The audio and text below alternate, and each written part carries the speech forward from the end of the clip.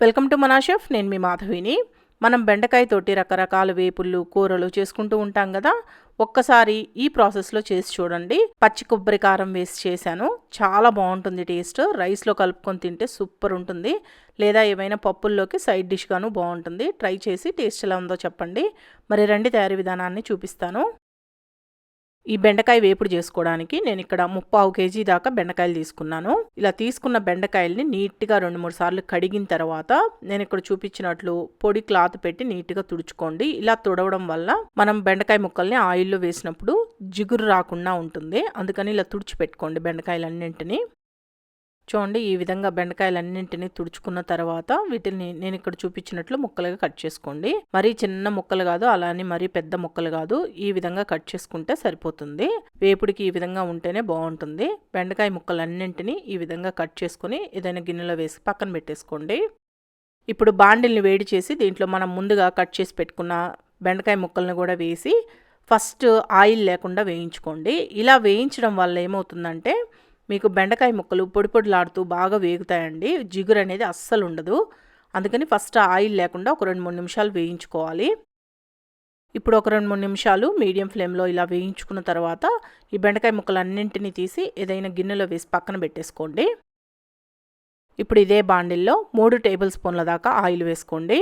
ఈ ఆయిల్ కాస్త కాగిన తర్వాత దీంట్లో 1 టేబుల్ స్పూన్ పోపు దినుసులు వేసుకొని ఆవాలు చిటపటలాడిన దాకా వేయించుకోవాలి. నేను ఇక్కడ ఆవాలు, జీలకర్ర, శనగపప్పు, మినపప్పు అన్ని కలిపి 1 టేబుల్ స్పూన్ తీసుకున్నాను. దీంట్లోనే 2 లేదా 3 ఎండుమిరపకాయలను తుంచుకొని వేసుకోండి. అలాగే ఒక 2 చిటికల దాకా ఇంగువ వేసుకోండి. ఇంగువ మీ ఆప్షనల్ అండి, మీకు ఇష్టం లేకపోతే వేసుకోకపోయినా పర్వాలేదు. అలాగే ఒక రెమ్మ కరివేపాకు కూడా వేసి ఈ పోపు దినుసులు కాస్త వేగిన తర్వాత మనం ముందుగా వేయించి పక్కన పెట్టుకున్న ఈ బెండకాయ ముక్కలను కూడా వేసి ఫ్లేమ్ని లో టు మీడియంలో పెట్టి ఇలా కలుపుతూ వేయించుకోవాలి. మనం ముందుగా ఆయిల్ లేకుండా బెండకాయ ముక్కలను వేయించుకున్నాం కాబట్టి జిగురు అనేది మీకు అస్సలు రాదండి. బాగా చక్కగా వేగుతాయి. ఇప్పుడు బెండకాయ ముక్కలు ఒక 2-3 నిమిషాలు వేయించుకున్న తర్వాత దీంట్లో 1/2 టీ స్పూన్ పసుపు, 1 టీ స్పూన్ ఉప్పు లేదా మీ రుచికి సరిపడా వేసుకొని ఇలా కలుపుతూ వేయించుకోండి. బెండకాయ ముక్కలు వేగడానికి కొద్దిగా టైం పడుతుంది కాబట్టి మధ్య మధ్యలో ఈ విధంగా కలుపుతూ వేయిస్తూ ఉండండి. ఇవి వేగుతూ ఉంటాయి. ఈలోపు దీంట్లోకి పచ్చి కొబ్బరి కారాన్ని ఎలా చేసుకోవాలో చూపిస్తాను. ఈ కొబ్బరి కారం కోసం నేను ఇక్కడ పచ్చి కొబ్బరి చిప్పని 1/2 తీసుకున్నాను. ఈ పచ్చి కొబ్బరిని నేను ఇక్కడ చూపించినట్లు ముక్కలుగా కట్ చేసుకొని ఈ ముక్కల్ని ఇలా మిక్సీ జార్లోకి తీసుకోండి. దీంట్లోనే ఒక 10 పచ్చిమిరపకాయల్ని ఈ విధంగా ముక్కలుగా తుంచుకొని వేసుకోండి. మీరు ఎంత కారం తినగలరో చూసుకొని పచ్చిమిర్చిని తీసుకోండి. నేను ఎంత తీసుకున్నానో అంతేకాకుండా దీంట్లోనే 10 లేదా 12 దాకా వెల్లుల్లి రెమ్మలు కూడా వేసుకొని వీటిలన్నింటినీ కలిపి నేను ఇక్కడ చూపించినట్లు గ్రైండ్ చేసుకోండి. మీరు కావాలంటే రోట్లో అయినా దంచుకోవచ్చండి. రోట్లో దంచుకున్నా బాగుంటుంది. ఇలా గ్రైండ్ చేసుకొని పక్కన పెట్టేసుకోండి. ఈలోపు ఈ బెండకాయ ముక్కలు కూడా బాగా వేగిపోయాయి చూడండి. ఈ విధంగా వేగాలి. ఇలా వేగిన తర్వాత మనం ముందుగా గ్రైండ్ చేసి పెట్టుకున్న ఈ కొబ్బరి కారాన్ని కూడా వేసుకొని ఫ్లేమ్ని లో ఫ్లేమ్లో ఉంచి ఒక 2 నిమిషాలు వేయించుకోండి, సరిపోతుంది. ఈ కొబ్బరి అనేది మరి ఎక్కువ వేగినా కానీ టేస్ట్ అంత బాగుండదు. దీంట్లో ఇంకా కారం ఏమీ అవసరం లేదండి. పచ్చిమిర్చిలో ఉన్న కారంతోనే సరిపోతుంది.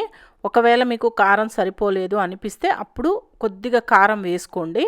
మామూలుగా అయితే కారం అవసరం లేదు. ఆ పచ్చిమిర్చిలో ఉన్న కారంతో కొబ్బరి ఫ్లేవర్ తోటి చాలా బాగుంటుంది టేస్ట్. ఒకవేళ ఉప్పు సరిపోలేదు అనిపిస్తే కొద్దిగా ఉప్పు వేసుకోండి, సరిపోతుంది.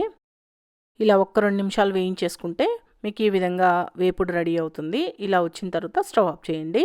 కావాలి అంటే మీరు కొత్తిమీరని సన్నగా కట్ చేసి అయినా లాస్ట్లో వేసుకొని కలుపుకోవచ్చు. నేను కొత్తిమీర కూడా ఏం వేయడం లేదు.